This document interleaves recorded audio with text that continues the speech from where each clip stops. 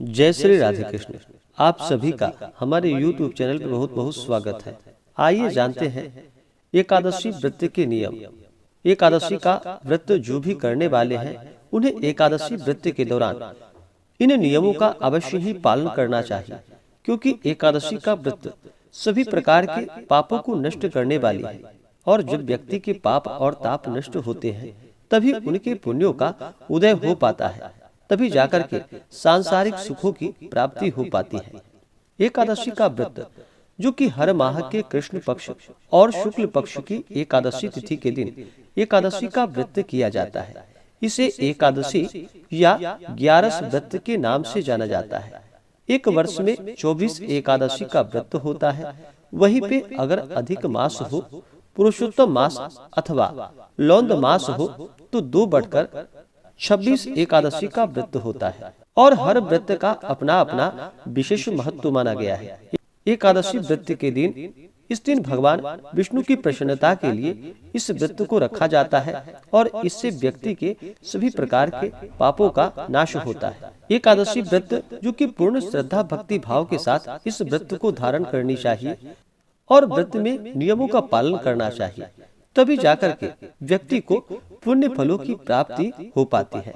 जो भी एकादशी का व्रत करते हैं उन्हें व्रत के लिए जो कि 10वीं के दिन से ही व्रत के नियमों का पालन करना चाहिए। 10वीं तिथि के दिन जो कि सूर्यास्त होने से पहले ही भोजन ग्रहण करनी चाहिए। उसके बाद अपने दांतों को अच्छे तरह से साफ कर लेनी चाहिए।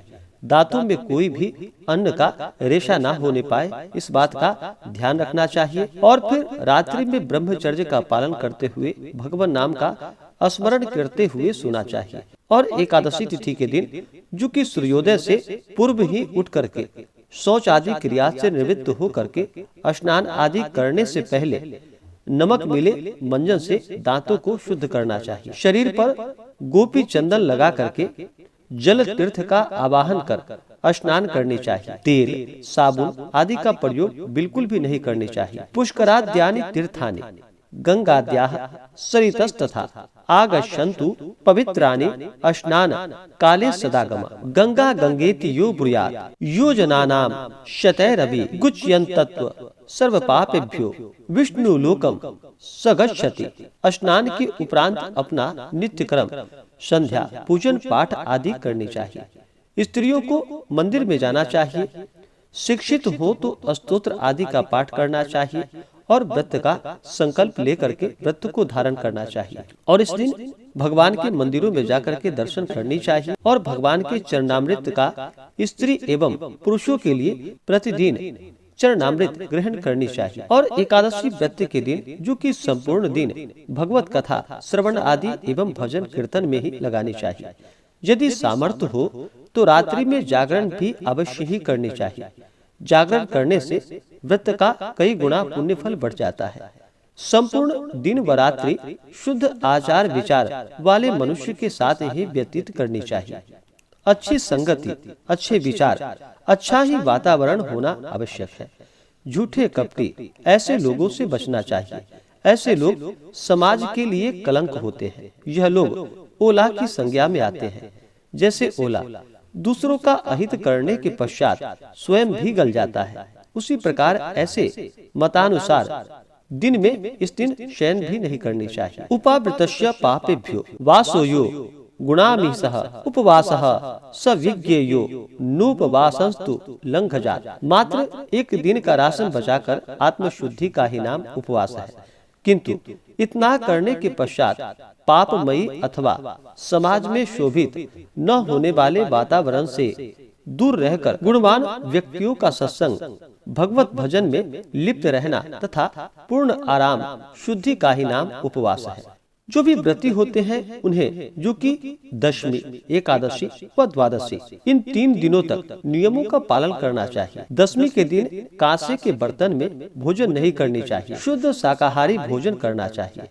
मसूर, चना, कोदो, चावल, शाक, दूसरे की घर की खाद्य सामग्री आदि भोजन पूर्ण भोजन एवं मैथुन का त्याग कर देना चाहिए। ब्रह्मचर्य का पालन करना चाहिए। एकादशी के दिन जुआ, दिन में निद्रा, तांबूल, दातून, पर निंदा, चुगली, चोरी, हिंसा तथा किसी जीव को सताना, स्त्री सहवास, क्रोध, मिथ्या भाषण आदि का त्याग कर देना चाहिए। और द्वादशी के दिन कांसे के पात्र में भोजन, मांस, मदिरा, मधु, तेल, मिथ्या भाषण, व्यायाम, परदेश गमन, दोबारा भोजन, स्त्री सहवास, अस्पृश्य का स्पर्श एवं मसूर का भोजन आदि नहीं करनी चाहिए। यदि शक्ति हो तो उपवास करे, शक्ति ना हो तो एकादशी के दिन एक समय भोजन करे, उसमें भी अन्न का प्रयोग न करे, केवल सागार ले। परंतु इन महान महत्वपूर्ण व्रत का परित्याग नहीं करनी चाहिए। यह भी व्रत ही है। सधवा युवतियों एवं स्त्रियों को पति की आज्ञा के विपरीत एकादशी व्रत नहीं करनी चाहिए, ऐसा भी शास्त्रों का मत है। हाँ, सौभाग्यवत व्रत आदि हो तो उसे अवश्य ही करनी चाहिए। व्रत के दौरान जहाँ तक हो सके मौन धारण करना चाहिए और भगवत चरण में अपना मन लगाना चाहिए। किसी के ऊपर क्रोध नहीं करनी चाहिए, शुद्ध और सात्विकता का पालन करना चाहिए। अपने से बड़ों का सदा ही आदर और सम्मान करना चाहिए। और एकादशी व्रत का पारण, एकादशी व्रतोपरांत द्वादशी को व्रती को करनी चाहिए। वह किसी ब्राह्मण को भोजन कराए, तत्पश्चात वह स्वयं भोजन करे। यदि ऐसा करने में असमर्थ हो तो ब्राह्मण भोजन के निमित्त सीधा सामग्री मंदिर में अथवा सुपात्र ब्राह्मण को दे देनी चाहिए। हरिवासर में पारण करना निषिद्ध माना गया है। एकादशी का व्रत करने वाले मनुष्यों को यदि इन नियमों के पालन में भी कोई बाधा हो तो भगवान से क्षमा मांगकर भोग लगाकर भोजन करना चाहिए। यदि वह इन नियमों का सही प्रकार से पालन कर सकते हैं तो उन्हें यह व्रत विशेष फलदायी उनके लिए सिद्ध होगी। एकादशी व्रत का पारण जो कि हरिवासर समाप्त होने के बाद करना चाहिए। और हरिवासर का जो समय होता है वह समय द्वादशी तिथि का पहला चौथाई का हिस्सा, वह समय हरिवासर का होता है। तो उस दौरान व्रत का पारण नहीं करना चाहिए। हरिवासर समाप्त होने के बाद ही व्रत का पारण करना चाहिए।